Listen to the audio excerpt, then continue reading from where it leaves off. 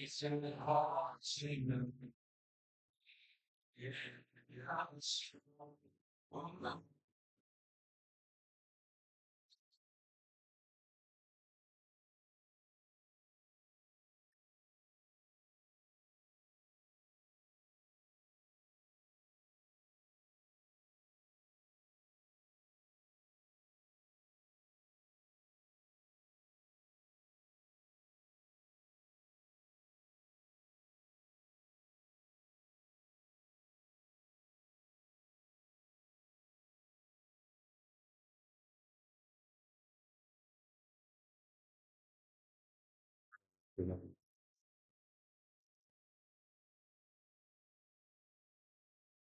미소를 안 들리게.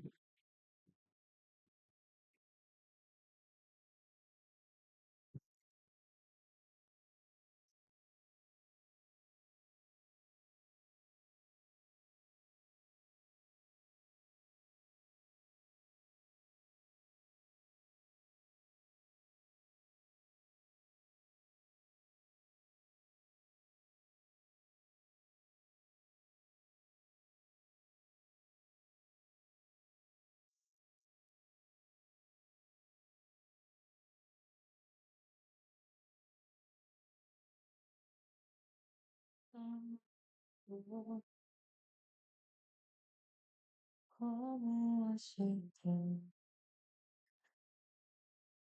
채우려해도 채워지지 않는 수치와 죄로 덮인 나에서 노력을 해봐도 벗어지지 않는 자연스럽게 찾아오신 주 영원한 생명 보여주셨네. 주께로 나 영원하신 주께 나 사랑으로 안아주시는 변함없으신 나의 주 주께로 나오라 영원하신 주께 나아가 대죄까지 끌어안으시니 변함없으신 나의 수치와 죄로 덮인 나의 삶 노력을 해봐도 벗어지지 않는 자연스럽게 찾아오신 주 영원한 생명 보여주셨네. 주께로 영원하신 주께 나아가 바라보고 안아주신 변함없으신 나의 주 주께로 나 영원하신 주께 나아가 대죄까지 끌어안으신 변함없으신 나의 주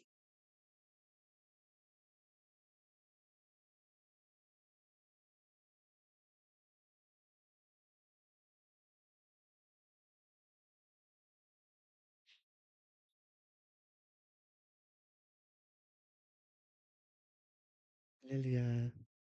예배 자리에 나오신 여러분들 사랑하고 축복합니다. 우리 사도신경으로 우리 신앙을 고백하며 예배 드리도록 하겠습니다. 나는 전능하신 아버지 하나님, 천지의 창조주를 믿습니다. 나는 그의 유일하신 아들, 우리 주 예수 그리스도를 믿습니다. 그는 성령으로 잉태되어 동정녀 마리아에게서 나시고 본디오 빌라도에게 고난을 받아 십자가에 못 박혀 죽으시고 장사된 지 사흘 만에 죽은 자 가운데서 다시 살아나셨으며 하늘에 오르시어 전능하신 아버지 하나님 우편에 앉아 계시다가 거기로부터 살아있는 자와 죽은 자를 심판하러 오십니다. 나는 성령을 믿으며 거룩한 교회와 성도의 교제와 죄를 용서받는 것과 몸의 부활과 영생을 믿습니다. 아멘. 우리 오늘 말씀 한번 볼까요? 우리 다 같이 한번 봉독하겠습니다. 새 노래로 그를 노래하며 즐거운 소리로 아름답게 연주할지어다. 아멘. 새 노래로 노래하라고 합니다. 새 노래에 대한 의견이 좀 분분한데요. 이건 말 그대로 새로운 곡으로 노래하라 라고 말한 사람들이 있고, 이 새 노래는 새로운 마음으로 불러야 새로운 노래다 라고 말한 사람들이 있습니다. 어떤 게 맞을까요? 둘 다 맞지 않을까요? 네. 노래만 새로운 곡이면 뭐합니까? 우리 마음이 썩어 있으면. 그래서 뒤에도 즐거운 소리로 그 말대로 감사한 마음으로 기쁜 마음으로 하나님을 찬양하면 하나님께서 받으실 줄 믿습니다. 감사한 것은 하나님께서 우리에게 새로운 영과 새로운 마음을 주시겠다고 약속했습니다. 아멘. 그래서 우리 그 마음으로 우리 하나님 앞에 성령 충만함을 구하면서 하나님 제 새 마음으로 감사한 마음을 주게 나아갑니다. 이렇게 고백하며 찬양하면 좋겠습니다.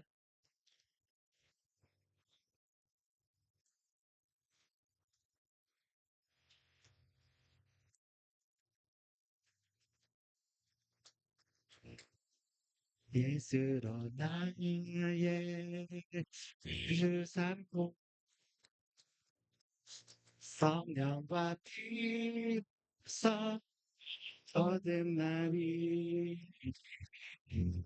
이 세상에서 내 영혼이 하늘의 영광 누리도다. 예수로 나의 구주 삼고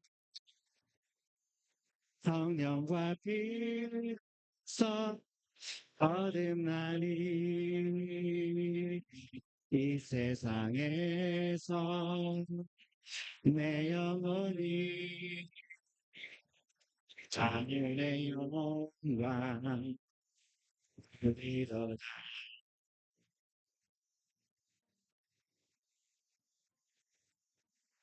이것이 나의 간증이요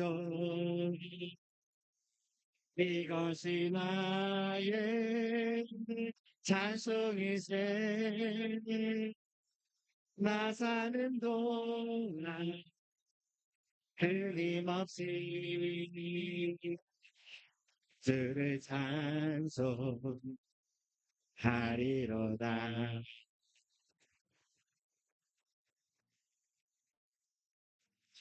온전히 주께 맡긴 내 영 사랑의 음성 듣는 중에 천사들 왕래 하는 것과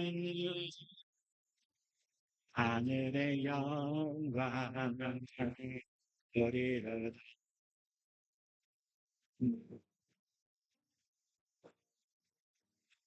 이것이 나의 간증이요 이것이 나의 찬송일세 나 사는 동안 끊임없이 주를 찬송하리라.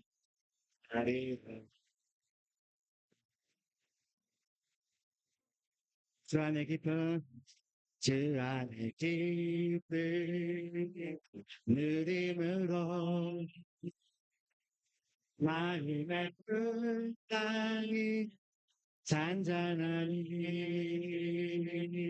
세상과 나를 간 곳 없고 구속한 주만 기리라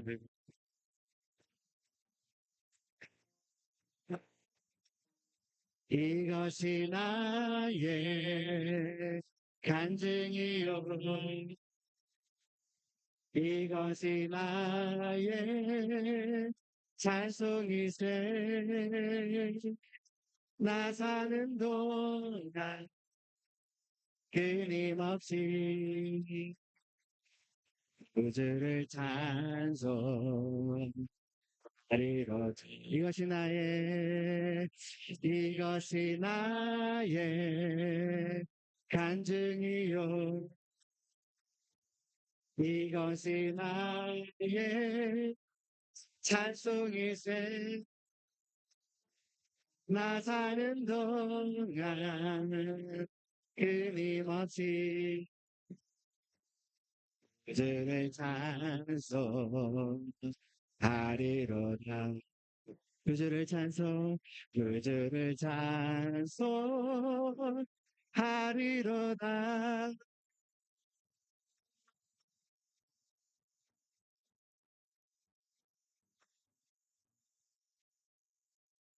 하늘보다 높으신 하늘보다 높으신 주 사랑 바다보다 맑으신 주 사랑 나를 향한 그리고 높으신 사랑 헛되고 헛된 그 모든 것 내게서 멀리 거두셨네 나의 수치 찬양되며 하늘보다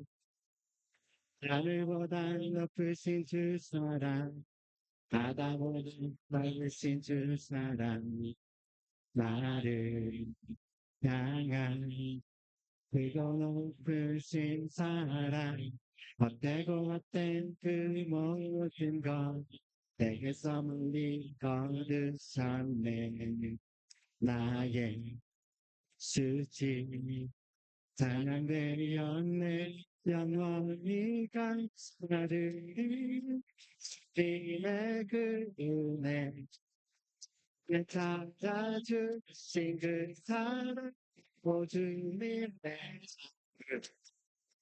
사랑해요 경배해요 아주 위해 살리 영원토록 신실하신 주 사랑 그저 나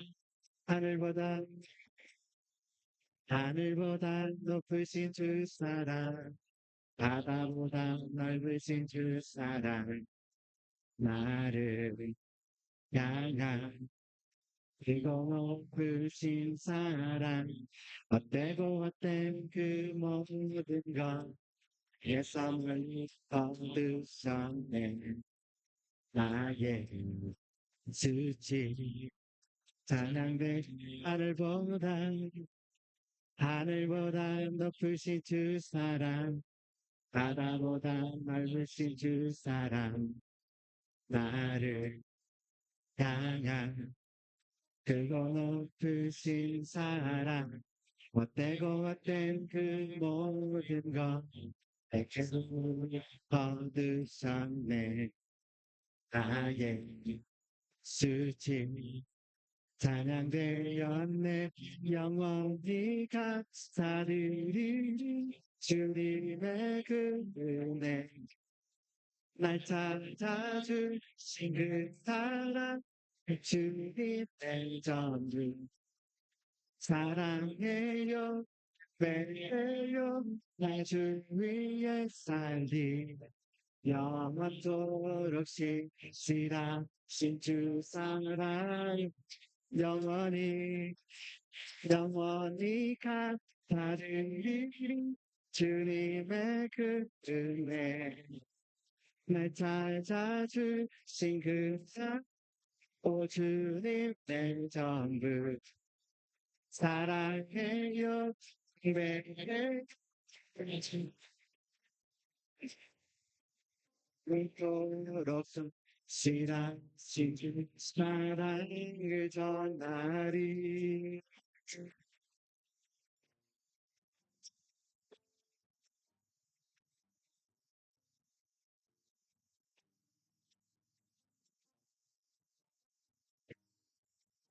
하나님께서 하나님께서 세상을 사랑하사 독생자를 주셨으니 믿는 자는 영생을 얻으리 하나님께서 세상을 사랑하사 독생자를 주셨으니 믿는 자는 영생을 얻으리 하나님께서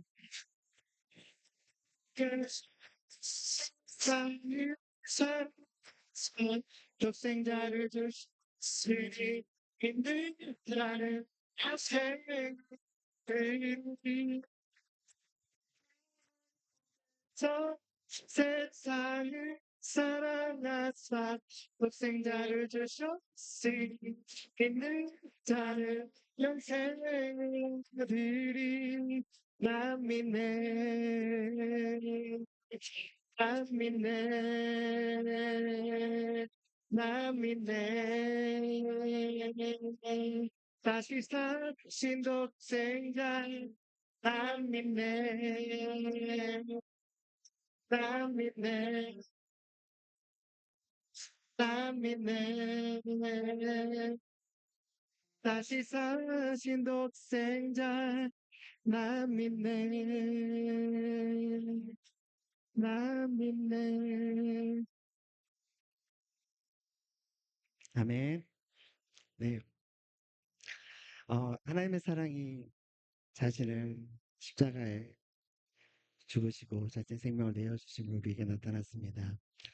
오늘 나의 하나님 다시 찬양할 텐데요. 이번에요. 1절은 예수님이 우리를 향한 고백입니다. 나의 어여쁜 자야, 너는 보석보다 귀하다. 이런 고백을 하고요. 2절은 우리가 하나님을 향한 기도문입니다. 그래서 이 시간, 이 찬양할 때, 어, 하나님이 나에게 직접 고백하는 이 고백으로 우리 좀 부르면 좋겠습니다. 나의 사랑, 나의 어여쁨으로 잠기하다.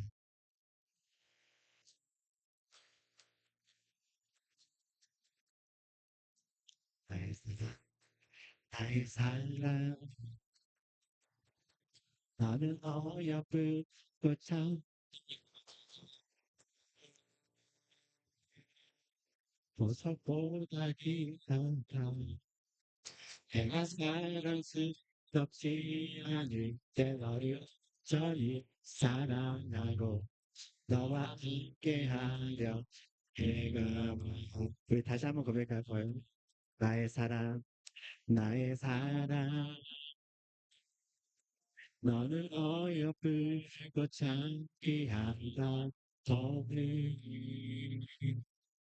보석보다 귀하다. 사랑스럽지 않을 때 너를 온전히 사랑하고 너와 함께하는 내가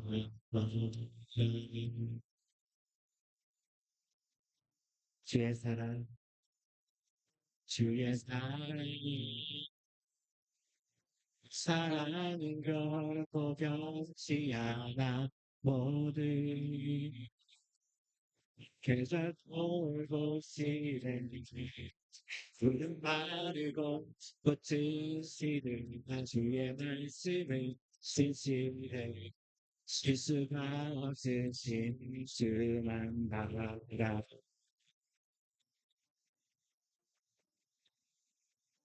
주님의 나라와 의식 나의 삶 속에 주여 주님 날 길을 주만 보기를 소망해 거룩히 살아가 거룩히 살아가 이와이 유감없는 미리 주신 나의 하나님 완전한 사랑을 찬양해 나의 사랑 나의 사랑 어여쁜 그 찬기하다 너는 용서보다 귀하다 내가 사랑스럽게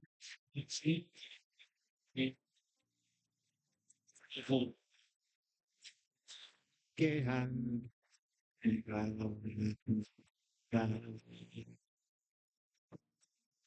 주의 사랑 주의 사랑 이 사랑은 결코 변치 않는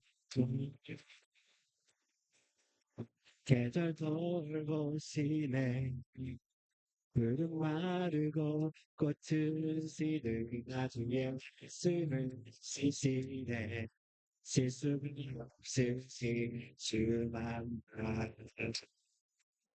주님의 나라와 뜻이 속에 임하시며 주님의 길을 주만 보기를 소망해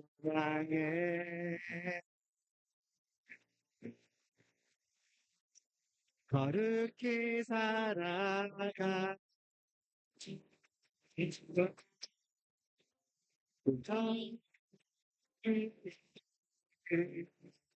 주신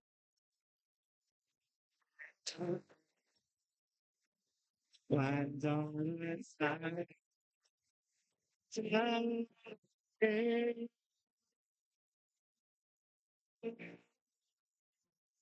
찬양하리 제주 영원히 함께 하시네 존귀하신 사랑의 왕 영원히 동치하신 우리 다시 한번 찬양하리 찬양이 만군의 주 영원히 계하시네 존귀하신 사랑의 왕 영원히 동치하시네 주님의 나라와 뜻이 나의 삶 속에 임하시며 주님 알기를 주만 보기를 소망해 거룩히 살아가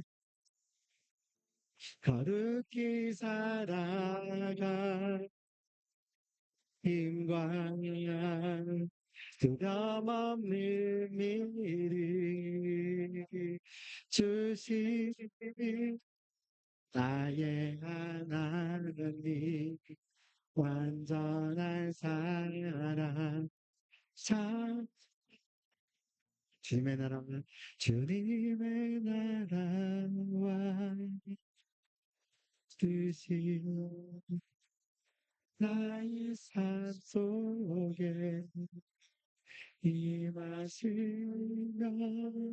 주님 알기를 주만 보기를 소망해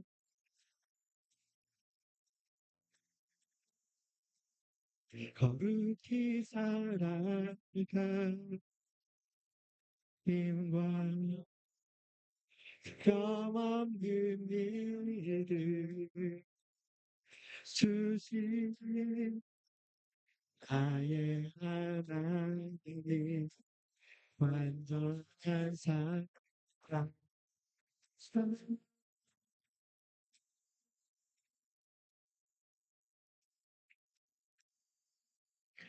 우리를 사랑하실 뿐만 아니라 우리에게 힘도 주시고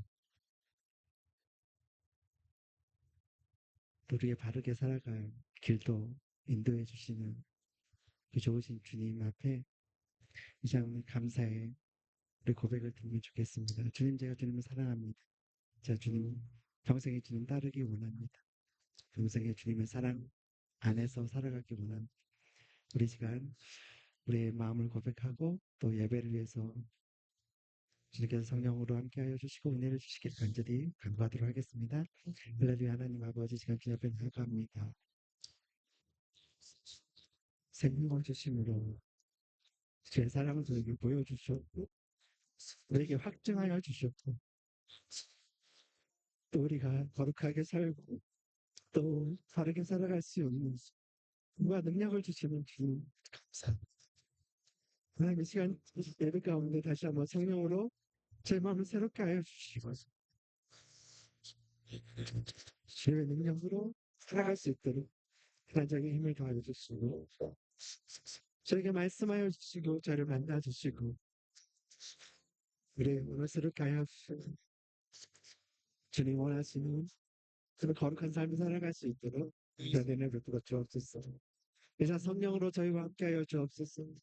잔사람 마귀가 우리 가운데 틈타지 못하도록 우리의 마음을 지켜주시고 온전히 예배 가운데 주님께서만 영광 받으시기 가지고 소원하오니 주님께서 역사해 주옵소서.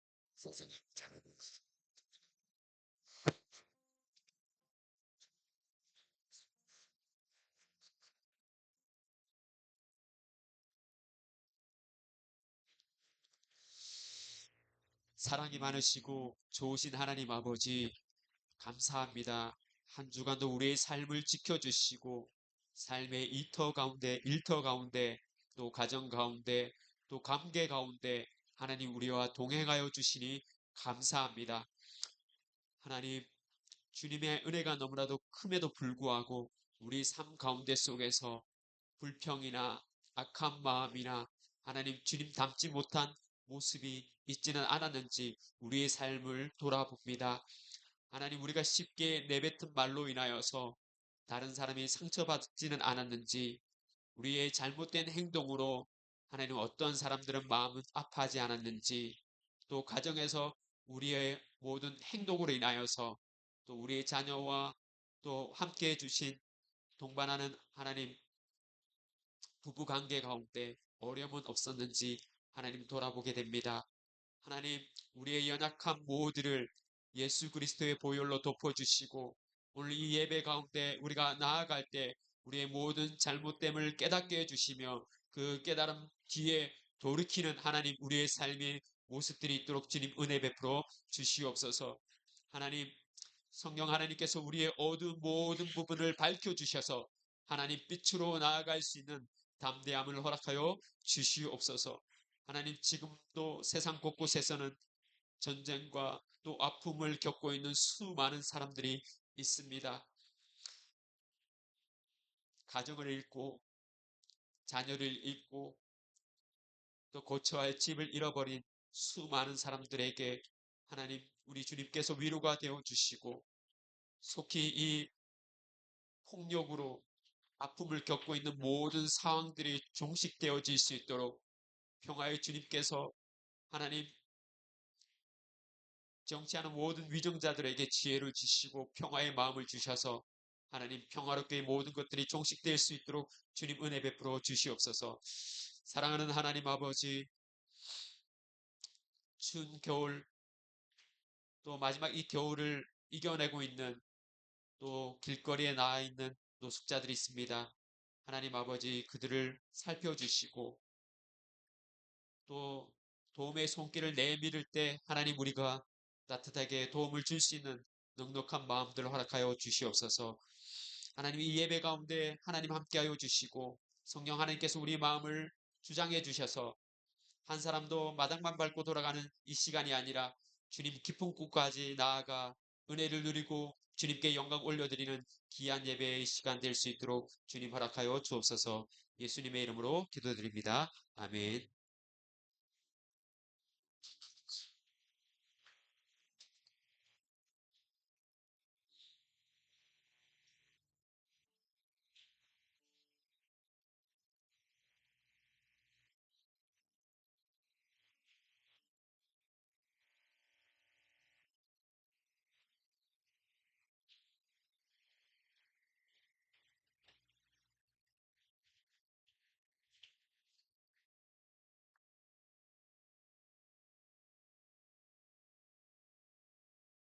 마가복음 1장 15절입니다.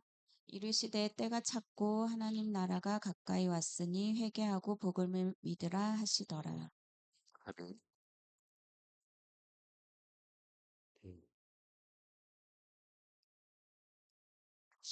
가 있죠.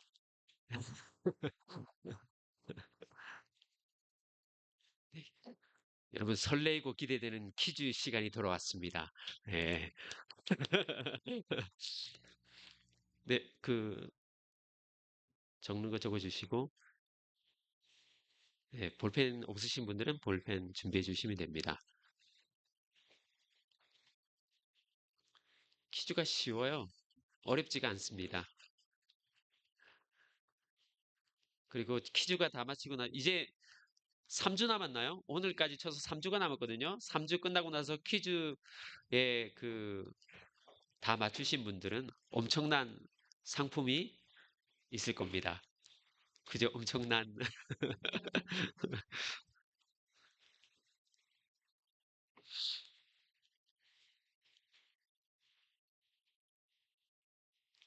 네, 그러면 퀴즈 보도록 하겠습니다. 1944년 2차 세계대전에 참전한 오도다 히로는 전쟁이 끝나고 일본이 망한 것을 인정하지 않고 1974년까지 무려 29년 동안 밀림에서 홀로 게릴라 전투를 벌였습니다. 이 사람에 대한 여러분의 생각은 무엇입니까?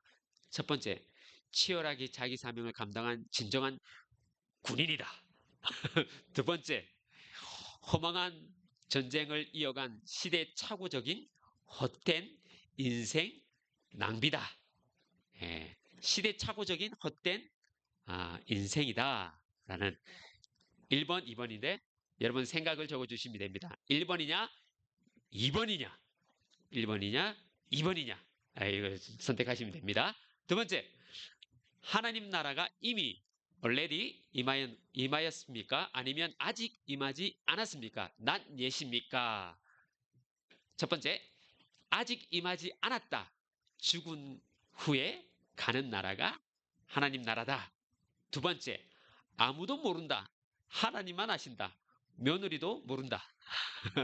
세 번째, 하나님의 나라는 이미 시작되어졌지만 아직 완성되지 않았다. 예. 네 번째, 하나님의 나라는 이상적인 개념으로 실체하지 않는다. 네, 1번, 2번, 3번, 4번 중에 선택하면 됩니다. 1번, 2번, 3번, 4번 중에 선택하시면 됩니다. 자, 세 번째입니다. 인류 역사 타임라인에 대한 두 가지 이해 중에 당신의 선택은 무엇입니까? 첫 번째, 인류 역사의 시작과 끝을 모르겠고 그저 현재에 충실히 살아갈 뿐이다. 그러다 보면 더 나은 미래가 오지 않겠는가? 두 번째, 하나님 나라는 이미 시작되었고 우리는 그 나라에 속한 사람에게 그 나라를 세워가며 완성될 날을 소망하며 살아갑니다. 네, 요 1, 2번 중에 선택하시면 됩니다. 네 번째 있나요? 다음 퀴즈. 예, 구원의 시제에 관한 성경이 말하는 것을 모두 고르세요. 모두 고르세요. 첫 번째, 나는 구원받았다. 두 번째, 나는 구원을 받고 있다. 세 번째, 나는 구원을 받을 것이다. 여러분 모두 고르시면 됩니다. 나는 구원을 받았다. 나는 구원을 받고 있다. 나는 구원을 받을 것이다. 네. 다섯 번째, 마지막인가요?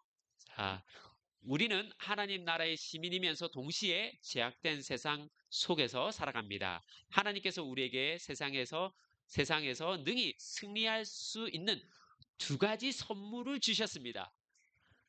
이 두 가지를 찾으시면 됩니다. 첫 번째, 재물. 두 번째, 교회. 세 번째, 권력. 네 번째, 명예. 다섯 번째, 성령. 쾌락, 비전, 사랑, 가정, 자신감. 이 두 가지를 선택하면 됩니다. 예, 우리가 이 세상을 살아가면서 능히 승리할 수 있는 두 가지. 예, 자신감,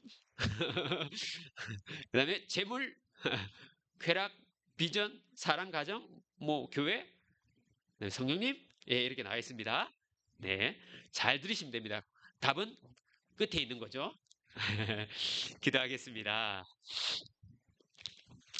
하나님 감사합니다.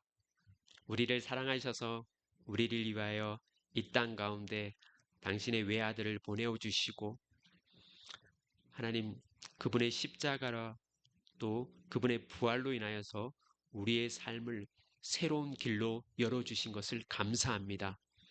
이제는 우리가 세상 나라에 살아가지만 동일하게 하나님의 나라로 살아가는 교회입니다.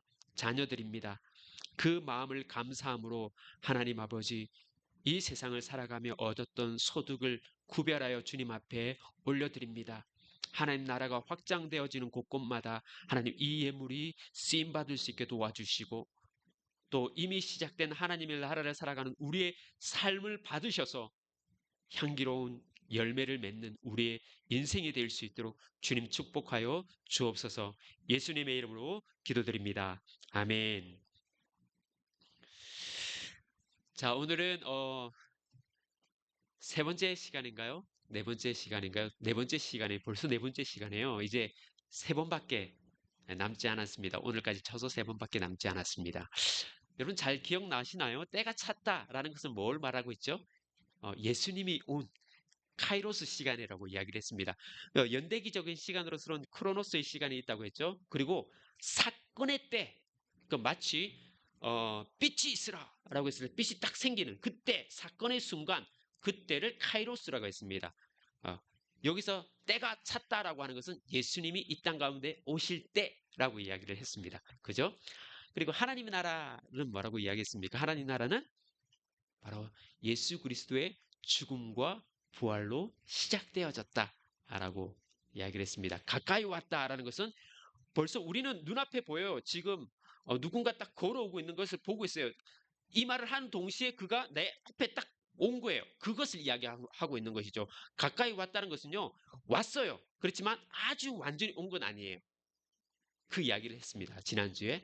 그래서 already 이미 왔지만 난 옛 아직 오지 않은 하나님의 나라. 그래서 우리는 이 교회 안에서 성령과 더불어서 하나님의 나라를 살아가지면 완성하는 하나님의 나라를 기다리며 소망하며 살아갑니다. 맞습니까?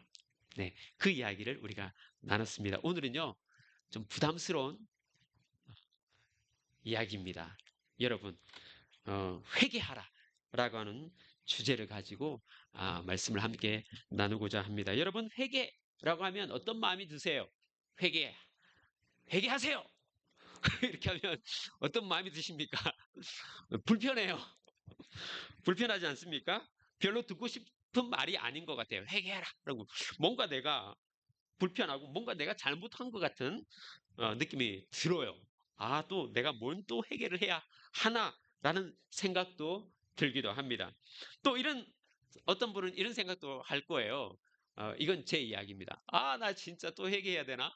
나 이렇게 또 회개하고 나면 또 죄를 지을 것 같은데 이 회개해봤자 무슨 소용이 있을까? 라고 하는 그런 생각이 들 때가 있어요. 네, 회개했는데 또 그 죄를 또 지어요. 또 회개하고 또 하고 또 하는데 그러니까 나중에는 이게 반복되어지니까 회개가 너무 부담스러운 거예요. 야, 나 이게 회개해봤자 또다시 돌아가서 또 내 이 잘못했다고 또 하나님 앞에 이렇게 고할 것 같으니까 난 똑같이 살아갈 텐데. 그래서 이게 불편한 거예요, 회개라는 것들이. 여러분 사실 사람들이 이 잘못을 인정하는 것을 잘 못해요. 그런데 있잖아요. 여러분 그리스도인들은요. 적어도 잘못한 게 있으면 잘못을 인정할 수 있는 사람이 되어야 해요. 내가 잘못했고 또 다른 사람들이 피해를 줬다면 죄송합니다. 미안합니다. 라고 하는 말들을 아끼지 않아야 돼요. 특히 부부들끼리 싸움하면 미안하다는 말을 절대 잘 못해요. 그죠? 친한 사람일수록 이 미안하다는 말이 잘 안 나와요. 그렇지만 우리는 잘못을 인정할 수 있는 그런 힘도 길러야 합니다.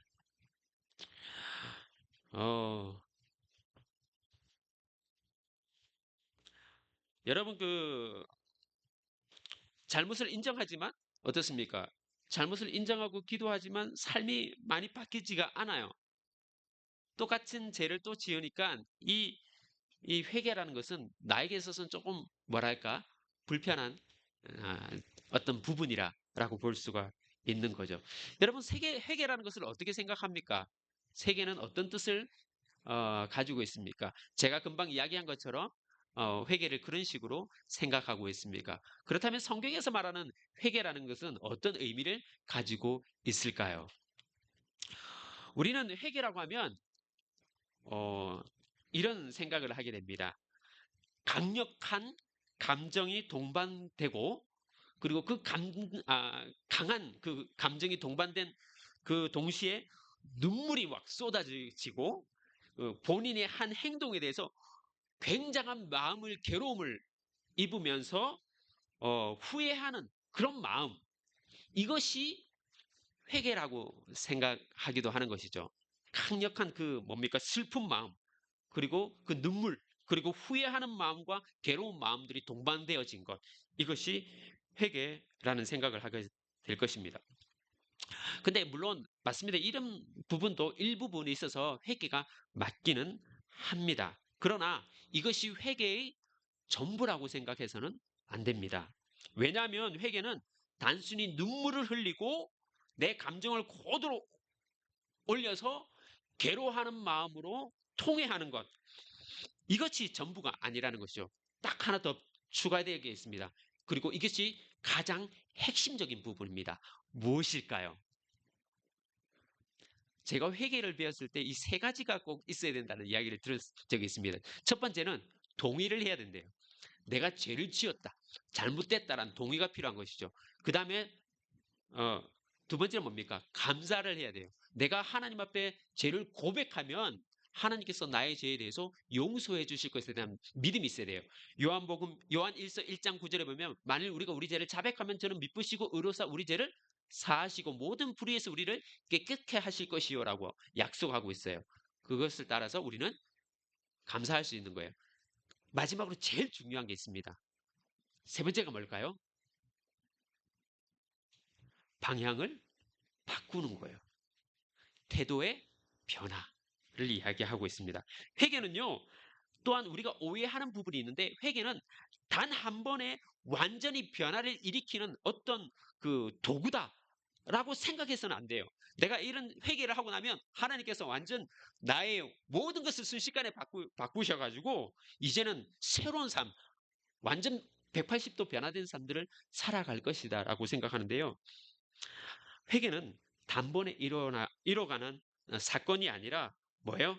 회개는 우리의 삶의 전 영역을 통해서 전 삶을 통해서 이루어져 가는 과정이라고 보시는 것이 더 옳을 수도 있습니다. 회개는요, 우리의 삶 통해서 이루어지는 일들, 과정들 이렇게 보시는 것이 좋겠습니다. 예수님께서 오늘 말씀 보면 우리 계속 같은 말씀 보고 있잖아요. 마가복음 1장 15절입니다. 한번 볼까요? 말씀 한번 보도록 하죠. 1장 15절입니다.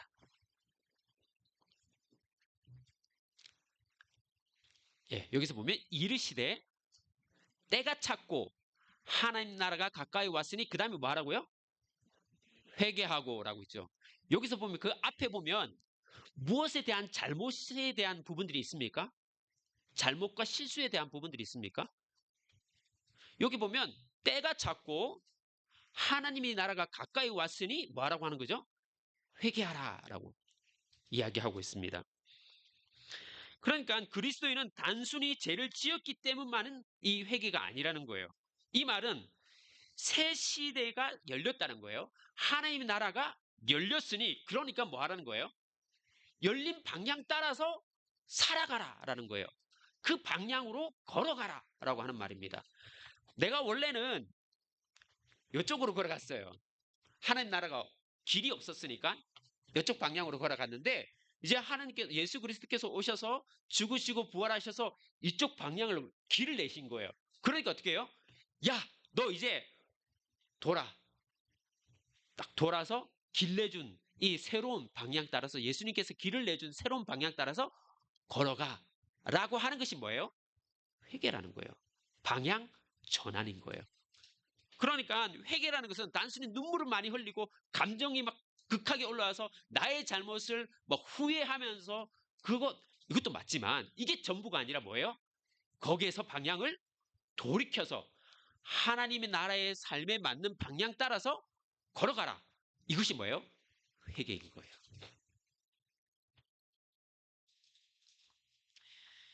예수님을 통해 하나님 나라가 시작되어졌으니 이제는 그 나라에 맞게 삶을 바꾸어라. 삶의 방향을 전환해라. 라는 것입니다. 우리가 방향을 바꿀 수 있는 이유가, 우리가 방향을 턴할 수 있는 이유가 뭐예요? 이미 하나님의 나라가 예수 그리스도를 통해서 열렸기 때문이에요. 길이 열려 있기 때문에 우리는 방향을 바꿀 수가 있습니다.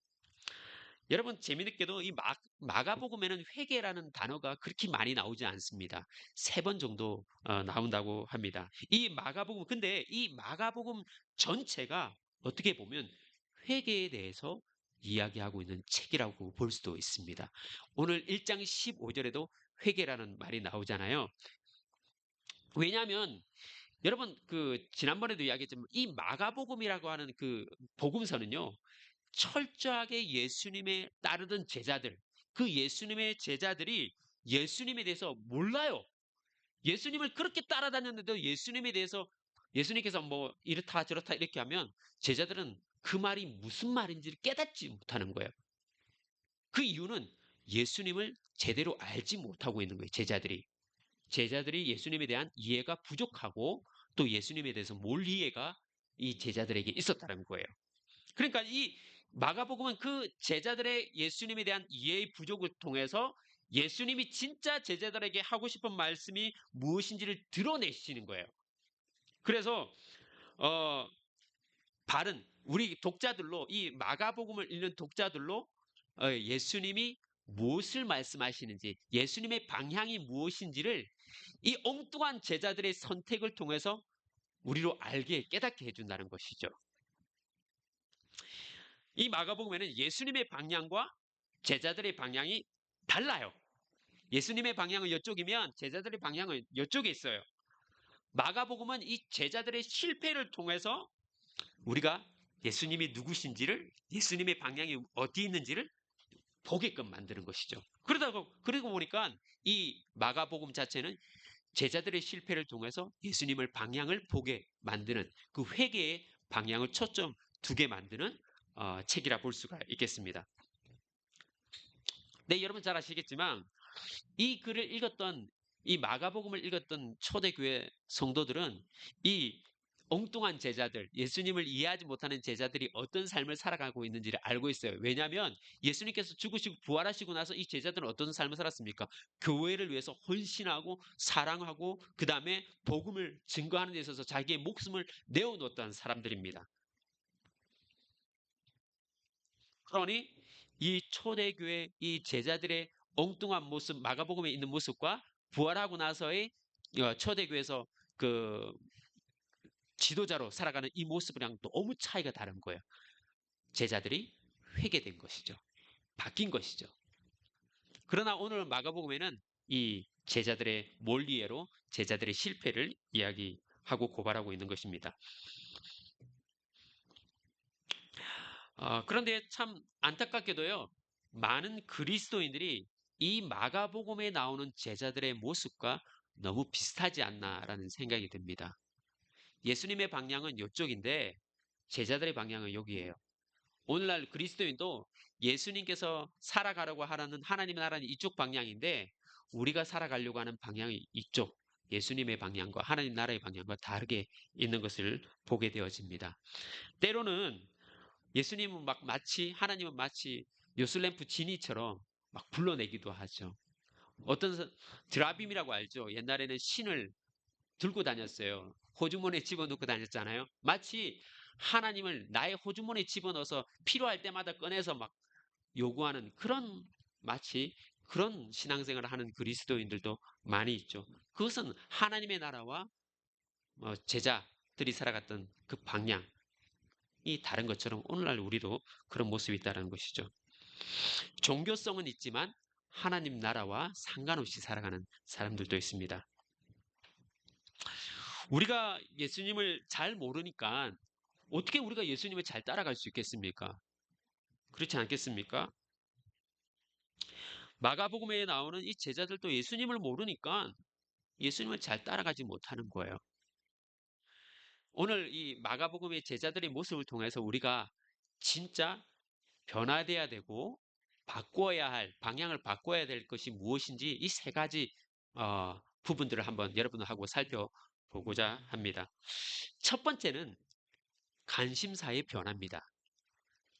예수님의 관심사와 제자들의 관심사가 달라요.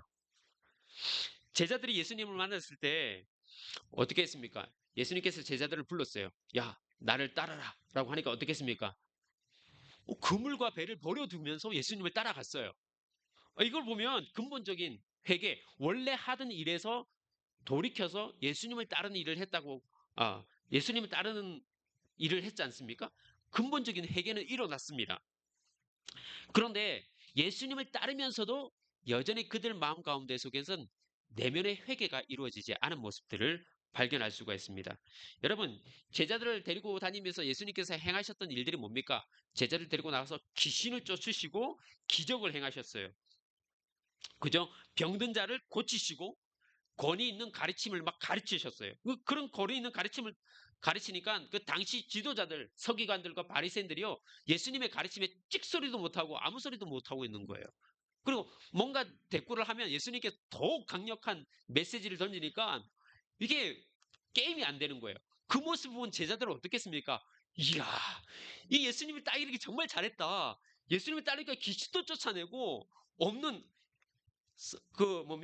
물고기 2마리와 빵 5개 가지고 수많은 사람들을 먹이고 또 병든 자도 일으키니까 이야, 정말 예수님이 따르기를 잘했다는 생각했겠죠. 그리고 권위 있는 그런 서기관과 바리새인들의 가르침 앞에서 예수님께서 거침없이 말하니까 서기관들과 바리새인들이 찍소리도 못하는 거예요. 이야, 이러다가 정말 이 민족이 예수님을 통해서 이 이스라엘 민족이 로마의 체제에서 독립할 수 있겠구나. 또 나는 이 예수님을 쫓아다니다 보면 야, 예수님이 통치하는 그 나라에 나는 꽤 괜찮은 사람이 될 수 있겠구나. 또 예수님과 같이 있으면 이 땅에서 주류로 살아갈 수 있겠구나. 이런 생각을 가지고 있지 않았겠습니까?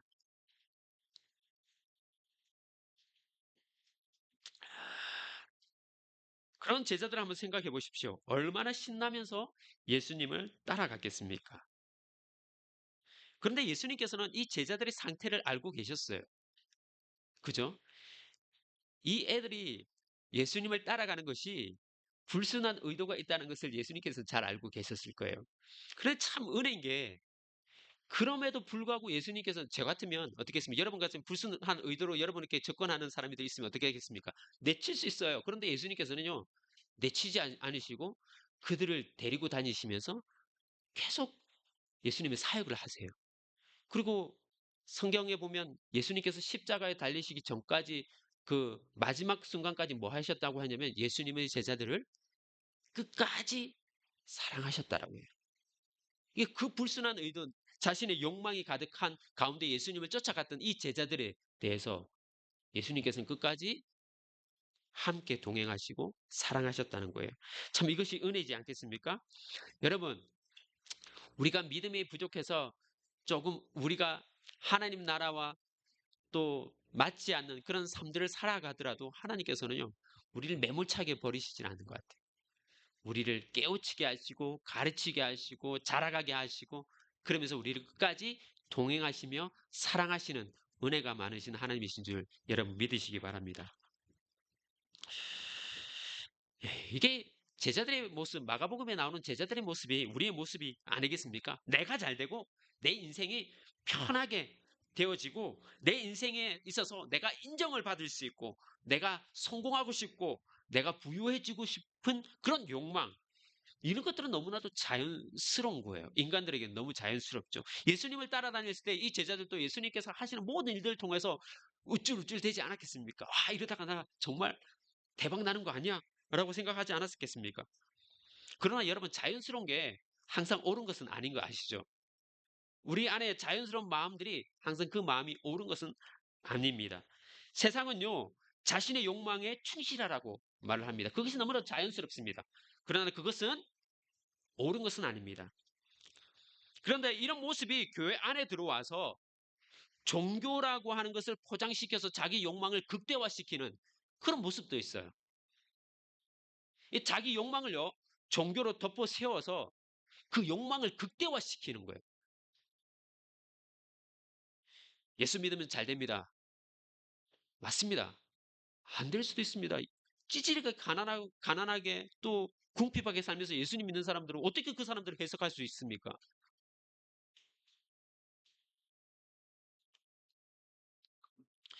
이런 그 자신의 욕망을 종교라는 것으로 포장해가지고 믿게 하는 것, 이 기독교가 이래서 욕을 얻어먹고요, 망하는 길입니다. 경건을 가지고요, 가장 세속적인 것을 추구하게 만드는 것, 이게 타락인 거예요. 아주 비참한 거죠. 중세 때 교회 성직을 매매가 있었습니다. 왜요? 돈이 되니까요. 가장 순결하고 청결해야 되고 청렴해야 되고 또 청빈해야 될 그 성직자들이 거래가 돼요. 가장 거룩한 것이 가장 세속적인 것에 추구하는데 쓰이는 거예요. 요즘에는 중세 교회보다 더 타락한 것 같다라는 이야기를 합니다. 많은 사람들이 교회를 떠납니다. 이건 옛날 일이에요. 요즘에는 많은 사람들이 교회에 대해서 관심이 없습니다. 왜일까요? 세상에 밖에 있는 사람들보다 더 욕망이 가득한 곳이 교회인 것 같으니까요. 이건 잘못된 거예요. 하나님 나라와 상반된 반대의 방향에 있는 겁니다. 예수님을 믿지만 뭐예요? 예수님이 살아가신 삶을 따르지 않는 거예요. 방향이 다른 거예요. 믿지만 따르지 않는 거예요. 예수님의 관심사는 달랐습니다. 말씀 한번 찾아보시겠습니까? 말씀 한번 보도록 하겠습니다. 1장 35절에서 38절입니다. 우리 한 목소리로 한번 읽어볼까요? 시작.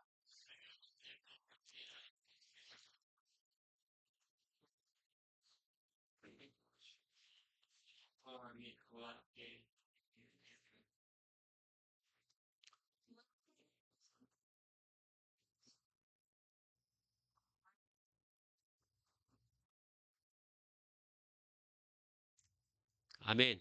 지금 1장 35절 그 앞절에 보면 어떤 일이 일어나면 예수님께서 기적을 행하시고 또 제자들과 함께 가르치시고 뭐 여러 가지 어떤 기적들을 행하셔요. 그러니까 제자들 얼마나 신이 났겠습니까? 이야, 이런 일이 다 있구나. 이야, 정말 이분은 하나님의 사람이구나. 이는 선지자구나. 이러면서 쫓아다녔을 거 아니에요. 너무 사람들이 몰려들어요. 예수님이 치유하시고 기적을 이루시니까 사람들이 막 몰려오지 않습니까? 모든 시선이 초점을 맞추고 있는 거예요. 제자들이 너무너무 이야, 배랑 그물을 버려두고 예수님이 쫓기를 잘했다라고 생각했을 겁니다. 그런데 한날 예수님께서 아침 일찍 일어납니다. 새벽에 일찍 일어나서 한적한 곳에서 기도를 하는데 시몬과 그와 함께한 자들이 예수님께 와가지고 이렇게 말합니다. 어떻게 말하죠? 주님, 모든 사람들이, 여기서 모든 사람이 모든 그게 아니라 많은 사람들이겠죠. 많은 사람들이 주님을 찾습니다. 왜 찾겠습니까? 병이 치유되어지고 귀신이 쫓아나고 그리고 기적들이 일어나니까 많은 사람들이 주를 찾는 거예요.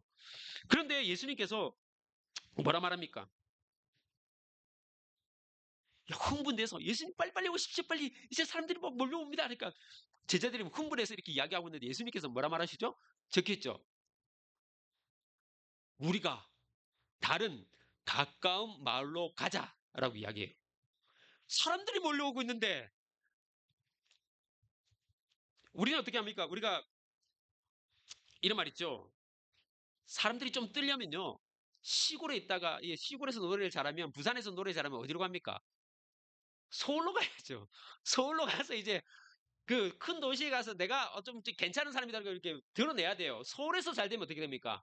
세계로 나가는 거죠.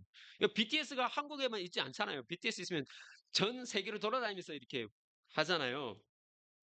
근데 보면요. 여기 가버나움에서 이제 계셨어요. 근데 이 가버나움에서 이 동네에서 있다가 조금 뜨려면 어느 동네로 가게 되겠습니까? 우리가 생각하기에 가버나움보다 좀 더 큰 동네, 이스라엘의 제일 큰 동네라면 어디에 가야 되겠습니까?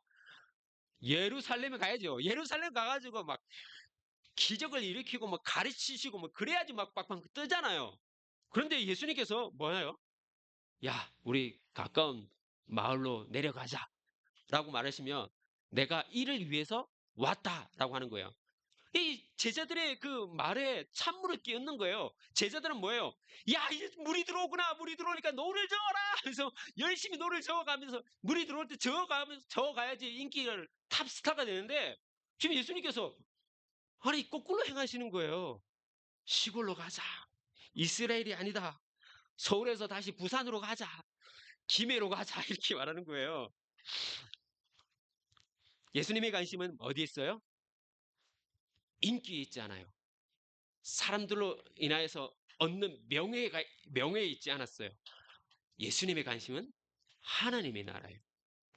부조리하고 악한 세상 속에서 다른 사람의 죄로 인해서 혹은 세상의 죄로 인해서 아니면 혹은 자신의 죄로 인해서 고통당하는 그리고 잃어버린 자들을 위해서 그 잃어버린 자들을 회복하고 초청하는 일에 이 예수님은 관심 있는 거예요. 그들이 하나님의 나라에 들어오는 것을 관심 있는 거예요. 예수님의 관심이 그곳에 있습니다. 그곳에 있으니까 예수님께서는요, 높은 곳에 올라가지 않아요. 저쪽에서 가버나움이 아니라 그보다 더 낮은 고을로 가세요. 우리 같으면 더 높은 곳으로 올라가야 됩니다. 저 높은 곳을 향하여. 그것하고 다르지만. 높은 곳으로 올라가요. 근데 예수님께서는 낮은 곳으로 가세요. 왜? 낮고 절박한 곳, 더 절박한 곳, 더 어려움이 있는 곳, 더 고난이 있는 곳, 더 아픔이 있는 곳, 그곳에 가서 그곳에 관심이 있는 거예요. 제자들의 관심은요, 높은 곳에 있어요. 더 부유한 곳에 있어요. 더 크고 더 넓은 곳으로 가야 되는 것이 제자들이에요. 그런데 있잖아요. 예수님은 절박한 곳으로 가요. 우리는 어떻게 보면 핵심을 잃어버린 신앙생활을 하고 있지 않은지 생각해 봅니다. 우리는 예수 그리스도에 통해서 하나님 나라에 이미 들어온 하나님의 백성입니다. 근데 하나님의 백성으로서 우리는 우리의 관심은 뭡니까? 내가 얼마나 좀 더 온 관심이 뭐예요? 나에게 쏠려 있습니다. 내가 은혜 받아야 되고, 내가 성장해야 되고, 내가 뭐 해야 되고, 내가 뭐 더 잘해야 되고, 내가 더 많은 복을 받아야 되고, 내가 좀 더 평안해야 되고, 그런데 내가 편안함이 있을 때 누군가는 절박한 가운데 눈물을 흘리고 있어야 됩니다. 예전에 제가 묵상을 하다가 이런 생각을 한 적이 있어요. 내가 건강을 위해서 산을 올라갈 때 누군가는 험한 노동으로 인하여서 건강을 잃어버릴 수 있겠구나. 내가 내 자녀와 아내와 함께 외식하며 식사를 할 때 누군가는 한 끼를 먹지 못해서 고민을 해야 되는 사람이 있겠구나. 내가 내 시간을 자유롭게 사용할 수 있을 그때 어떤 누군가는 그 시간을 다 박탈해버리며 살아가는 사람이 있겠구나. 여러분, 우리는 우리에게만 관심이 있어요. 교회 안에 들어온 그 교회 안에서 교제하는 것, 이것에 관심 있고, 맞습니다. 이것도 너무너무 좋아요. 그리스도 안에서 공동체 교제가 필요합니다. 그러나 이 교회 공동체 교제로 인해서 우리가 향해야 되는 방향은요, 하나님의 나라가 보게 해주는 방향은 바로 절박함 가운데 놓여 있는 사람들에 대한 우리 시선이 있어야 한다는 것이죠. 우리가 한번 생각해 보십시오. 우리를 변화시키는 하나님 나라의 복음이 엄청난 사건 아닙니까? 예수 그리스도를 내가 믿었다는 것은 엄청난 사건이에요. 죽음에서 구원 받은 거예요. 죄에서 자유로워진 거예요. 하나님의 나라의 길을 걸어갈 수 있는 것은 내가 할 수 있는 영역이 아니라 예수 그리스도께서 죽으시고 부활하셔서 내가 그 길을 갈 수 있게 된 거예요. 놀라운 사건이에요. 그런데 여전히 이 사건에 대해서 알지 못하는 사람이 있습니다. 여전히 잃어버린 사람들이 있어요. 그 하나님 나라가 시작되어졌다는 것을 알지 못하는 사람들이 있는 것이죠. 그리고 여전히 자기에게 함몰되어져서 살아가고 경쟁 가운데 속에서 고통당하고 있는 사람들이 얼마나 주변에 많이 있습니까? 여러분, 캘거리에 맛있는 음식점이 어디에 있습니까? 좀 마루스시가 제일 맛있잖아요. 만약에 정말 마루스시가 우리가 맛있으면 하지 않습니까? 우리가 가면 곳곳마다 뭐 합니까? 소개를 해요. 그리고 사진을 찍어서 뭐예요? 인스타에 올려요. 좋아요 눌러요. 공유해요. 저 짜장면 어디가 유명합니까? 이렇게 말하면 하여튼 짜장면 누구 어디 캘거리에 어떤 짜장면 집 맛있으면 어떻게 합니까? 이야, 그 집 짜장면 먹었는데 정말 맛있더라 가면서 사람들한테 이렇게 공유하고 소개하고 하지 않습니까? 그런데 왜 음식은 소개를 하면서 우리에게 생명을 주신 예수 그리스도에 대해서 하나님의 나라가 시작되어진 것에 대해서 왜 우리는 소개하는 것을 주저합니까? 모든 사람이 이 소망 없는 세상에 살다가 그냥 가버릴 존재들이 아니지 않습니까? 그 한 영을 위해서 예수 그리스도께서 이 땅에 오셨습니다. 우리의 이웃도 예수님께로 예수님께서 가져오신 하나님 나라에 들어가야 될 귀한 존재고 하나님과의 관계를 맺을 그런 존재들이라는 것이죠. 하나님의 나라, 하나님의 교제권 안에 들어와 참된 기쁨과 즐거움을 누려야 될 대상들이라는 것이죠. 그것에 우리의 부르심이 있습니다. 여러분, 우리의 주 관심사는 무엇입니까?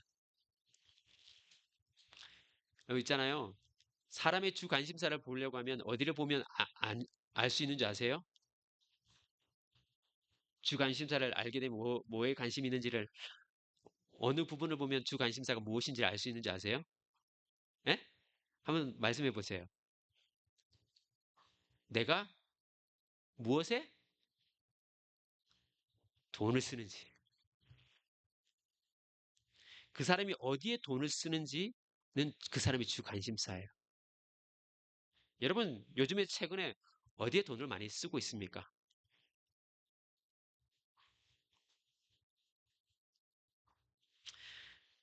저는 사실 어, 군대 제대하고 나서 성경을 읽다가 진짜 큰 은혜를 받았어요. 그 전에 세례를 받았지만 은혜를 받아서 사람이 180도로 변했어요.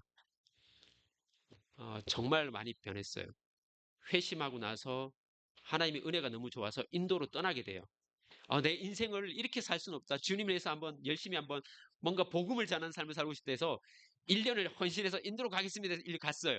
인도에 가서 있는데 인도에서 성경을 읽다 보니까 이 성경을 보는데 이게 죄에 대해서 너무 많이 말을 이야기하는 거예요. 그래서 이 죄가 전부 다 나에 대한 어떤 이야기를 하고 있는 것 같아요. 그래서 성경을 잠시 덮어두고 기도했던 적이 있습니다. 두려움과 함께 기도했던 적이 있는데 그때 하나님께서 제게 주신 마음이 있었어요. 그래서 그때 결단하고 나는 전도자로 살아야 되겠다. 복음을 전하는 사람으로 살아야 되겠다라고 바뀌게 됩니다. 그래서 완전 시각이 바뀌었어요. 사람을 보는 것 어떤 것들 도와주고 또 전도해야 된다는 그런 마음들이 많이 가지게 되었죠. 나에 대한 관심사에서 내 죄, 내 문제, 내 어떤 부분에 있던 그것에 함몰되어졌던 나를 다른 사람에게 시선을 돌이킬 수 있도록 하나님께서 은혜를 주셨어요. 그거를 좀 더 자세하게 설명하면 제가 제죄 때문에 막 힘들었는데 하나님께서 어떤 말씀을 해주시냐면 너가 인도에 왔으면서 네 죄와 구원에 대해서 깊이 고민하고 또 기도하는 것처럼 인도에 있는 영혼 한 사람 한 사람을 너는 그렇게 복음을 전하고 사랑하고 있느냐라는 말씀을 주셨어요. 그때 내가 전도를 겉으로 했구나. 모양만 가졌구나. 라는 생각을 하고 하나님께서 나를 전도자로 불렀다라는 것을 받아들이고 그 이후로 삶이 좀 많이 바뀌었습니다. 회개는요, 나의 관심사에서 하나님의 관심사로 옮기는 거예요. 방향이 전환되는 것을 말합니다. 잃어버린 자들, 세상에 고통당하는 자들, 가난한 사람들, 약한 사람들, 나 자신이 아니라 그들을 보게 하는 것. 이것이 바로 우리가 봐야 될 첫 번째 회개입니다. 방향의 전환, 관심사의 전환입니다. 두 번째입니다. 두 번째는 인간관계의 변화입니다. 마가복음 10장 35절에서 40절을 한번 보도록 하겠습니다. 자, 같이 한번 읽겠습니다. 시작. 세베대의 아들 야고보, 빨리 넘기시면 안 되는데 다시 시작. 세베대의 아들 야고보와 요한이 주께 나와 여짜오되 선생이여 무엇이든지 우리가 구하는 바를 우리에게 하여 주시기를 원하옵나이다. 이르시되 너희에게 무엇을 하여 주기를 원하느냐? 여짜오되 주의 영광 중에서 우리를 하나는 주의 우편에 하나는 좌편에 앉게 하여 주옵소서. 예수께서 이르시되 너희는 너희가 구하는 것을 알지 못하는도다. 내가 마시는 잔을 너희가 마실 수 있으며 내가 받는 세례를 너희가 받을 수 있느냐? 그들이 말하되 할 수 있나이다. 예수께서 이르시되 너희는 내가 마시는 잔을 마시며 내가 받는 세례를 받으려니와 내 좌우편에 앉는 것은 내가 줄 것이 아니라 누구를 위하여 준비되었든지 그들이 얻을 것이니라. 아멘. 어, 인간관계는요, 이 세상에서 살면서 가장 중요한 것이 어떻게 보면 인간관계라는 생각이 듭니다. 여러분 직장 생활 가운데 혹은 가정 혹은 우리 기독교 공동체, 교회 공동체 안에서도 가장 어려운 것이 이 인간관계이지 않을까라는 생각입니다. 제가 50대에서 생각해 보니까 뭐 많지는 않지만 지금까지 살면서 저는 인간관계를 참 잘한다는 사람으로 생각하고 있었습니다. 그런데 어, 지나고 보니까 난 정말 인간관계를 잘 못하구나. 그리고 인간관계가 정말 어렵구나 라는 생각을 하게 됩니다. 여러분, 우리가 어느 누구도 우리 안에는 혼자 살 수 있는 사람은 없습니다. 아니에요, 목사님. 혼자 저 핸드폰과 와이파이만 되면 혼자 살 수 있어요 라고 말하는 사람이 있을지 모르겠지만 우리가 피조되어졌을 때부터 혼자 있도록 창조되어지지 않았습니다. 여러분, 하나님도요, 세 분 하나님으로 되어 있어요. 성부와 성자와 성령 하나님께서 공동체, 관계 속에 있습니다. 우리가 하나님의 형상을 닮았다는 것은 바로 하나님이 그 관계 속에 있으신 것처럼 우리도 관계 속에 이 세상 가운데 두셨습니다. 그러니까 어느 누구도, 어떠한 사람도 혼자 구할 수 없습니다. 혼자 살 수가 없습니다. 우리는 관계의 네트워크 속에서 살아가죠. 이민사회가 얼마나 좁습니까? 우리가 살아가는 이민사회는 한 사람 건너면 뭐 다 알 것 같아요. 너무 촘촘한 그 관계로 엮여 있습니다. 우리가 이 관계를 통해서 얻고 싶은 것을 또 얻기도 하고 또 이 관계를 통해서 내가 손해보지 않고 당하지 않고 싶은 것들을 보호하기 위해서 또 관계를 맺기도 합니다. 인간관계를 통해서 사람들이 원하는 것이 딱 두 가지가 있다고 합니다. 여러분 혹시 뭘 것 같아요? 인간관계 가운데 속에서 내가 사람들이 기본적으로 얻고 싶은 두 가지 뭐가 있을까요? 뭐가 있을까? 첫 번째는 인정받는 것이 인정받고 싶은 거예요. 그래서 착한 사람이고 싶고 의로운 사람이고 싶고 너는 정말 필요한 사람이야 라고 하는 그 필요한 사람이 되고 싶고 이게 다른 말로 말하면 뭡니까? 명예욕이 있어요. 사람들은 타인들이 나에 대해서 인정해주고 싶은 그 명예욕이 사람들의 관계 가운데 있는 거예요. 두 번째는 뭐겠습니까? 두 번째는 통제하고 싶은 게 있어요. 인간관계 가운데 속에서 사람들이 오고 싶은 것은 통제하고 싶어 합니다. 우리 누구도 다른 사람들에 의해서 내가 조종받는 것이 좋아할 사람이 있겠습니까? 내가 조종받는 것을 좋아할 사람이 있겠습니까? 없어요.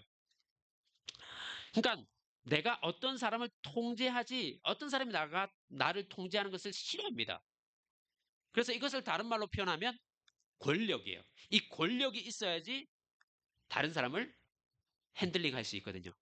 그러니까 이 권력을 가지기 위해서 힘을 키우기도 하고 돈을 벌기도 하고 관계를 맺기도 합니다. 우리는 이 관계 속에서 인정받고 싶어 하고 통제하고 싶어 하고 그리고 관계 싸움들 속에서 손해보기 싫어합니다. 이 방금 읽은 본문에 보면 세베대의 아들 야고보가 나오고요. 그 다음에 요한이 나옵니다. 이들이 예수님께 요구한 게 무엇이겠습니까? 뭐죠? 여러분, 하나는 예수님의 오른편에, 한 명은 왼편에. 다른 말로 말하면 뭐겠습니까? 명예로운 자리에 나를 앉혀주십시오.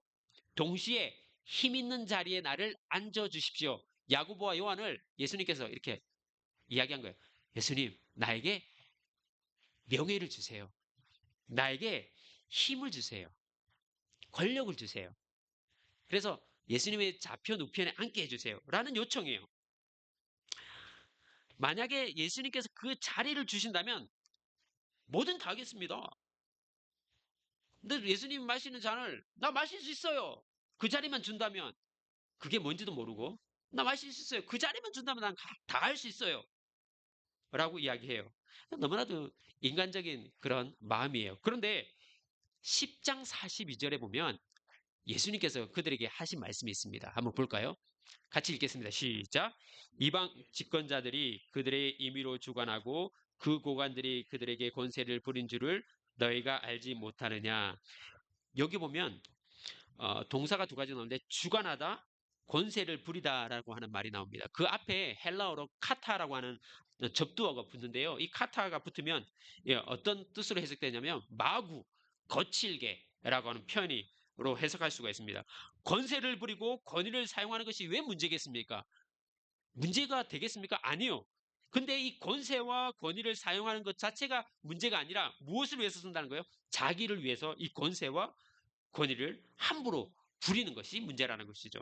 이것이 세상 사람들의 특징입니다. 사람들은 뼛속 깊은 곳까지 이런 본질적인 욕망이 있는 것이에요. 그렇기 때문에 예수님을 따른다 해도 힘이 생기면요. 어떻게 해요? 자기 마음대로 이 권세를 사용하고 싶어 합니다. 교회 안에서 우리가 중요한 부류들이 있습니다. 그 주의해야 될 부류들이 있습니다. 교회 오래 다니는 사람들, 직분자들, 이런 분들 조심하셔야 돼요. 목사님들. 자기 임의대로 권세를 부리려고 하는 것, 이거 잘못된 거예요. 그런데 예수님께서 그렇게 말씀하시죠. 43절입니다. 제가 한번 읽겠습니다. 너희 중에 그렇지 아니할지니 크고자 하는 자는 뭐예요? 섬기는 자가 되어야 한다라고 말하고 있어요. 이거 완전히 반대이죠. 여기서 너희라고 하는 것은 누구를 말하고 있습니까? 예수님의 제자들이에요. 밖에 있는 사람들이 아닙니다. 예수님을 따르고 있는 지금 제자들을 말하고 있어요. 다시 말하자면 어떤 말입니까? 하나님의 나라에 들어온 백성인 너희들이에요. 교회에 들어온 너희들 말하고 있는 거예요. 하나님의 통치를 받고 있다고 하는 너희들, 하나님을 아버지라고 부르는 너희들은 그렇지가 않다는 거예요. 너희들은 크고자 하면 섬기는 자가 되어야 된다라고 이야기하고 있는 겁니다. 너희가 지도자가 된다면 너희가 갖고 있는 힘과 지혜와 경험들을 통하여서 모든 것을 동원해서 너희보다 약한 자들, 너희보다 낮은 자들을 위해서 섬기는 사람이 되어야 된다. 이것이 바로 하나님 나라의 새로운 인간관계예요. 세상은요, 인간관계 가운데 속에서 명예를 얻고 권력을 얻고 권세를 얻으려고 합니다. 그래서 핸들링 하려고 합니다. 그렇지만 하나님 나라에서 형성되어진 새로운 인간관계는 뭐예요? 낮은 자를 섬기는 거예요. 신앙이 좋다는 말은요, 섬기는 것하고 연관이 있습니다. 교회의 리더는 철저히 섬기는 자예요. 여러분 아시죠? 카리스가 헬라어로 뭡니까? 아, 제가 카리스를 헬라어로 말했죠. 헬라어 카리스가 성경에는 뭐라고 나와 있습니까? 은혜예요, 은혜. 근데 거기다가 그 은혜를 받고 난 결과로 붙는 게 있어요. 카리스하고 그 다음에 끝에 뭐가 붙습니다. 뭐가 붙어요? 은혜가 있고 난 다음에 얻는 결과 마가 붙습니다. 그러면 그 붙여서 한번 이야기해 볼까요? 카리스마예요. 카리스마는 뭐예요? 우리가 흔히 말할 때 어떤 사람을 카리스마라고 합니까? 세상적으로 봤을 때 카리스마는 막 돋보이고 뭔가를 통제하고 권세를 부리고 이런 것을 말하지 않습니까? 그런데 성경에서 말하는 카리스마는 뭐예요? 은혜를 받아서 얻은 우리 은사예요. 이 은사는요, 자기를 위해 쓰지 않아요. 자기는 가지고 있지만 하나님께서 주신 은사는 가지고 있지만 이 은사가 없는 사람들, 내가 지혜가 있으면 지혜가 없는 사람들이 이 지혜를 쓰는 거예요. 내가 힘이 있으면, 내가 재정이 있으면, 돈이 많으면 돈 없는 사람들을 구제하는 데 이것을 쓰는 거예요. 그게 은사인 거예요. 그래서 서로가 서로를 뭐예요? 도와주는 거예요. 낮은 자를 돕는 것이 카리스마예요. 성경적인 카리스마는요, 오늘 말하는 인간관계, 새로운 인간관계예요. 하나님 나라로 시작된 새로운 인간관계. 낮은 자, 즉 어떻게 보면요, 이제 신앙생활 시작한 사람들, 들어온 사람들, 우리 여기 보면 우리 유연이 같은. 우리 잘 섬겨줘요. 우리 유연이 잘 섬겨줘야 돼요. 예. 교회는 그런 곳입니다. 세상은요, 기업은 어떻습니까? 높은 사람이 대접받고 또 높은 사람이 대접받으면 이건 기업이에요. 근데 교회는요, 높은 사람이 뭐예요?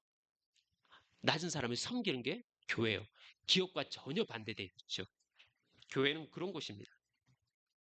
리더는 섬기는 자입니다. 리더가 되고 싶다면 죽기까지 주님께 헌신하셔야 되고 낮은 자를 섬겨야 되는 것이죠. 여러분, 우리는요, 그렇다고 여러분 리더가 되고 싶지 않으세요?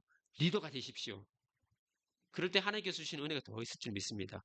낮은 자를 섬길 때 하나님께서 어떻게 우리 가운데 역사하시는지를 하나님 나라를 더 구체적으로 볼 수가 있는 것입니다. 우리는 섬김을 받는 자세에서 섬기는 자세로 바꾸어야 합니다. 이런 삶은 정말 어렵죠. 왜냐하면 우리의 본능은 그걸 원하지 않습니다. 섬기면 단순히 어떻게 잘해주는 것을 말하고 있는 건 아니에요. 잘해줘가지고 어떻게 해요? 아이고 착하다, 나를 위해서 저 사람 착하다, 이 말 들으려고 하는 거 아니에요. 섬긴다는 것은 좀 더 구체적으로 잘해주는 것을 좀 더 구체적으로 표현한다면 내가 손실이 있더라도, 내가 손실을 얻더라도 그 상대에게 물질과 시간과 에너지를 사용하는 것, 낮은 자를 위해서 사용하는 것을 바로 말을 하고 있는 것입니다. 거룩한 손해를 먼저 보신 분이 있어요. 그분이 누구겠습니까? 우리를 위해서 먼저 손해를 보신 분이 있어요. 예수님이세요. 하나님이세요. 그분이 우리에게 먼저 손해를 보셨습니다. 이 손해를 통해서 우리가 얻게 된 것이 무엇입니까? 복음이에요. 생명이에요. 마찬가지입니다. 섬김에는 힘이 있습니다. 누군가 잘해줘서 고마운 마음을 남기는 것이 아니라 내가 손해를 얻더라도 그 사람을 위해서 헌신해 나갔을 때 저 사람은요, 마음이 흔들리는 거예요. 단순히 잘해주면 고마운 마음 남지만 내가 헌신하여서 내 것을 손해보면서 그 사람을 섬기면 그 사람 마음이 흔들립니다. 왜? 나에게? 왜 나에게? 다른 사람들과 다름을 발견하게 되어지는 것이죠. 그 가운데 속에서 복음의 씨앗을 발견합니다. 여러분, 어쩌면 지금 앞에서 이렇게 설교하는 것보다 섬김이 더 큰 힘이 있습니다. 우리가 그렇게 살 수 있는 것은요, 하나님의 나라가 임했기 때문입니다. 이 땅의 질서가 아니라 하나님의 질서와 가치로 우리가 살아가기 때문인 것입니다. 이것이 바로 회개입니다. 나 중심의 관계를 맺었던 방향에서 예수님 때문에, 하나님 나라 때문에 나보다 약한 자의 중심으로 우리가 관계를 맺어가는 것. 이것이 두 번째 회개입니다. 여러분, 첫 번째 회개가 뭐라고 했죠? 관심사의 회개입니다. 두 번째는 인간관계의 회복입니다. 회개입니다. 세 번째는 시간이 꽤 지났기 때문에 빨리 마무리하도록 하겠습니다. 나에게 예수님은 어떤 분이시냐라는 겁니다. 마가복음은 16장으로 끝나는 책입니다. 근데 16장 끝에 보면 조금 다른 게 있어요. 16장 8절 이후에 보면 9절부터 해서 20절까지 있는데 갈로로 되어 있어요. 갈로로 된 이유를 아세요?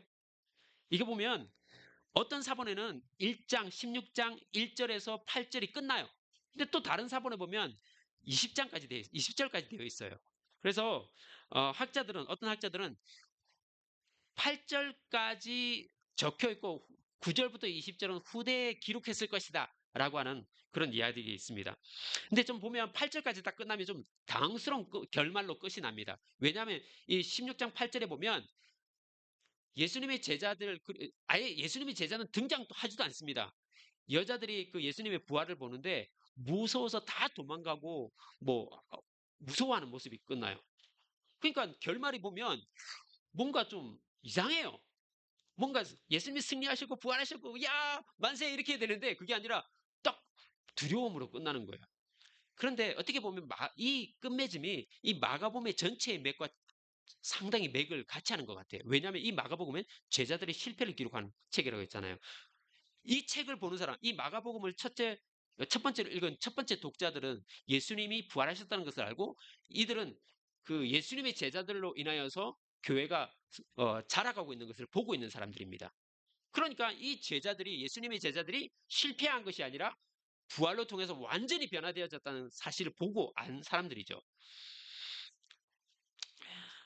자, 마가복음은 실패로 끝나지만 그 당시의 첫 번째 독자들은 이 실패가 아니라는 것을 알고 있는 것입니다. 이 제자들, 그렇다면 이 실패로 끝났지만 이 제자들은 어떻게 변할 수 있었을까? 왜 실패하지 않고, 그 능력 있게 복음을 전하고 또 사랑을 전하고 살아갈 수 있었을까? 무엇이겠습니까? 부활이에요, 부활. 부활하신 예수 그리스도를 발견하고 나서, 만나고 나서 이들은 삶이 완전히 바뀌어 버립니다. 여러분, 부활은요, 어떻게 보면 우리 그 성경의 핵심이에요. 부활은 마태, 마가, 누가복음뿐만 아니라 서신서 이 신약 전체가 예수님의 부활에 대해서 이야기하고 있습니다. 제자들이 예수님의 그걸 증거하는 복음을 증거하는 내용이 뭐냐면 예수님께서 부활하셨다라고 하는 내용을 증언하고 있습니다. 제자들은 예수님의 부활로 삶이 완전히 바뀌었습니다. 부활로 인하여서 예수님을 제자들은 무엇으로 인식했겠습니까? 선생님, 랍비가 아니라 뭐라는 거죠? 예수님은 하나님이시다는 거예요. 예수님은 하나님이시다. 선생이 아니라 4대 성인이 아니라 예수님은 곧 하나님이시다는 거예요. 여러분, 이게 신앙의 핵심이에요. 많은 사람들은 예수님을 이렇게 생각합니다. 좋은 분, 존경할 분, 그리고 나한테 도움을 주시는 분. 그런데 딱 거기까지예요. 그러니까 교회 오면 나에게 뭔가 도움을 주셔야 될 뿐이고 그런 것으로 생각합니다. 그런데 예수님은 하나님이시다라는 것을 성경에서 말을 하고 있어요. 그렇다면 우리는 태도가 바뀌어야 됩니다. 하나님 앞에 무언가 요구하고 또 애정을 갖는 태도에서 우리는 어떤 태도로 변화해야 되겠습니까? 그분을 경배하는 태도, 예배하는 태도로 바뀌어야 된다는 것이죠. 예수님은 예배를 받으실 분이십니다. 그분은 하나님이시기 때문이죠. 우리가 마지막으로 회개해야 될 부분은 바로 예수님은 우리의 예배의 대상이다. 우리는 그분을 예배하는 삶으로 살아야 된다. 단순히 존경하고 가르침을 깨달아 아는 것 아니라 지식적으로 그분을 아는 것이 아니라 내가 그분을 예배하는 삶으로 변화되어야 하는 것입니다. 여러분, 존경은요, 우리가 판단을 해요. 예배는요, 우리를 무릎 꿇게 만듭니다. 우리는 겸손하게 하나님이신 그 예수 그리스도 앞에 무릎을 꿇는 자가 되어야 합니다. 이제 마무리하겠습니다. 여러분, 회개는요, 단순히 슬퍼하고 눈물을 흘리는 행위가 아니라 했습니다. 한번 하고 끝나는 것도 아니라 했습니다. 우리 삶을 통해서 삶을 통해서 방향을 전환하는 것이라고 했습니다. 오늘 꼭 3가지를 기억하십시오. 나에게 꽂혀있던 나의 관심사에서 예수님 관심사로 바꾸는 것입니다. 두 번째는 세상 방식대로 인간관계를 맺는 것이 아니라 예수님께서 관계를 맺으신 방식으로 우리의 인간관계를 새롭게 맺는 것을 말합니다. 마지막으로 3번째, 참 매력적이고 존경할 만한 예수님이지만 그분을 존경의 대상으로만 두는 것이 아니라 뭐예요? 우리가 예배자로 그분 앞에 나아가는 것, 그분을 예배하는 자로 돌이키는 삶을 살아가야 한다는 것입니다. 회개는 예수님에 대한 오해가 풀려져 나가고 예수님에 대한 깊이가 더 깊어지는 그런 과정입니다. 여러분, 우리 인생을 통하여서 예수님에 대한 오해가 풀리고 예수님에 대해서 깊은 이해를 가져가시는 또 얻는 그런 지속적인 회개의 삶들을 살아가는 저와 여러분이 될 수 있었으면 좋겠습니다. 기도하겠습니다. 좋으신 하나님 감사합니다. 오늘 장하고 길게 말씀을 나눴습니다. 하나님, 우리 세 가지 우리에게 주셨던 회개의 부분들을 깊이 생각하면서 우리 삶의 작은 부분들을 어, 살펴보면서 내가 방향을 바꿔야 될 부분이 무엇인지 고민하면서 주님과 함께 하나님의 나라를 살아내는 하나님 저희들 될 수 있도록 주님 축복해 주옵소서. 예수님의 이름으로 기도합니다. 아멘. 축복하겠습니다. 지금은 우리 주 예수 그리스도의 은혜와 아버지 하나님의 크신 사랑과 성령님의 내주 교통 충만하심이 진정한 삶의 해결로 내가 원하는 삶의 방식 따라 살아가지 아니하고 이미 이루어 놓으신 하나님 나라를 살아내기를 원하여 그 방향을 전환하여서 꾸준히 주님과 동행하기를 원하는 사랑하는 당신의 자녀들 머리 위에 교회 위에 삶의 모든 영역 위에 지금으로부터 영원히 함께 하시기를 간절히 축원합나이다. 아멘.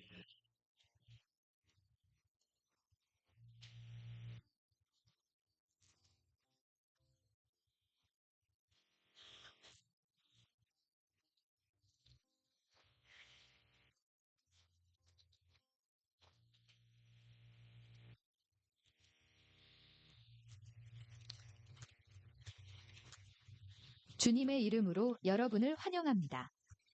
하나님의 크신 은혜와 평강이 모든 성도님들 가운데 함께 하시길 축복합니다. 내 마음이 주께 말하되 오늘은 사순절 5째 주일입니다. 여호와의 그리스도의 고난의 여정에 겸손히 동행하며 은혜와 경건이 깊어지는 복된 시간 되시기를 바랍니다. 다음 주일은 종려주일이며 성탄식이 있습니다. 그리고 부활주일은 4월 5일입니다. 기도로 준비하시며 주님의 부활의 기쁨을 함께 누리시기 바랍니다. 2026년 말씀잔치 청년아, 때가 찼다라는 주제로 3월 1일부터 4월 5일까지 진행되고 있습니다. 많은 참여와 은혜의 시간 되시기를 바랍니다. 이번 주 찾아가는 예배는 별도의 공지가 없을 경우 교회에서 모입니다. 3월 25일 수요일 오후 7시이며 이기형 목사님께서 인도해 주십니다. 여호와여 다음 주일 예배 성경 봉독은 박미영 사모님, 대표 기도는 이기형 목사님께서 섬겨주십니다. 지시고 대원술 오늘 설거지 봉사는 이기형 목사님 가정, 다음 주는 이진식 목사님 가정입니다. 함께 동역하는 선교사님과 단체를 위해 계속해서 기도해 주시기 바랍니다. 숨기지 새해부터 달라지는 수요 예배와 양육 프로그램에 많은 관심과 참여를 부탁드립니다. 찾아가는 수요 예배 시청서는 게시판에 비치되어 있으니 빠짐없이 신청해 주시기 바랍니다. 이상으로 교회 소식을 전해드렸습니다. 감사합니다. 네. 오늘 말씀 섞고 있나요? 지난주. 예, 지난주 이번 주 오늘 한 거군요. 오늘 한 거 답을 확인해 보도록 하겠습니다. 이번 문제는 3번입니다. 네, 3번은 네. 보시면 지금 적는 거 아니시죠? 네, 교회와 성령. 네. 식사기도 하겠습니다. 우리 이경 목사님 식사기도 해주시겠습니다.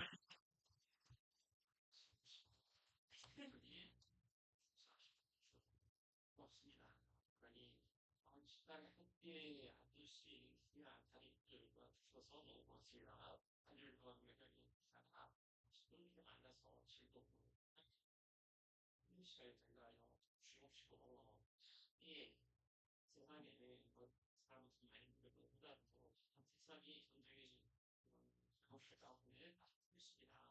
이 이제 뭔가 세계의 분석이 이거나 다른 가운데 경우와 이런 때 무속이 굉장히 듣기를 이번 주시고 땅에 찾았다는 나라를 많이 알고 주시고 하나님의 내 삶을 주위에서부터 내게 나라를 또한 준비하여 주옵소서.